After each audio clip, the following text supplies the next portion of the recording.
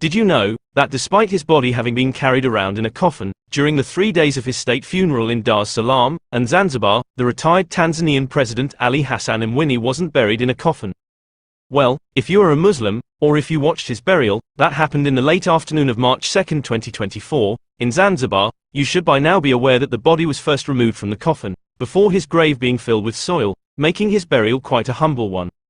Actually, the vessel in which his body was carried to the grave wasn't the same coffin in which it had been carried around during those state memorial services up to the morning of the burial day, and when it came a time for the body to be laid to rest, we learned that the vessel was nothing more of a stretcher that had been covered with special funeral rugs. So, here is why the late president's body was removed from this coffin, before being taken to the burial site.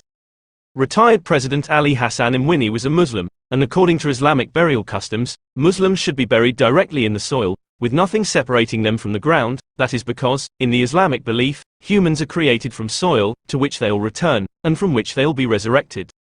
So, even if the deceased left in his will that he'd like to be buried in a coffin, his family should not obey his wishes, and that is why the late president couldn't be an exception either.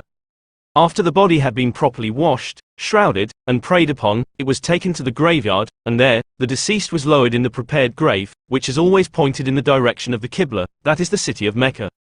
The Islamic burial customs have it that, after the deceased has been settled in the grave, and positioned appropriately, stones, or wooden boards, are placed atop him, and they are to act as a barrier, shielding the deceased from the dirt, as those burying him cover his body with soil.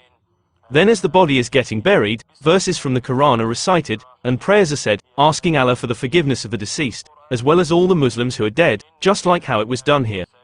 Each mourner then tosses 3 handfuls of soil on top of the covered body, to further fill the grave, followed by a collective prayer, and once the grave has been filled, a grave marker can be erected, but it shouldn't be too big or lavish, just something simple to prevent people from sitting or walking on top of it.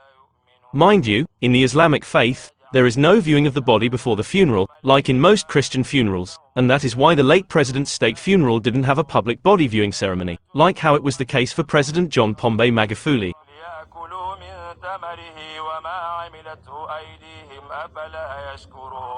سبحان الذي خلق الأزواج كلها مما تنبت الأرض ومن أنفسهم ومما لا يعلمون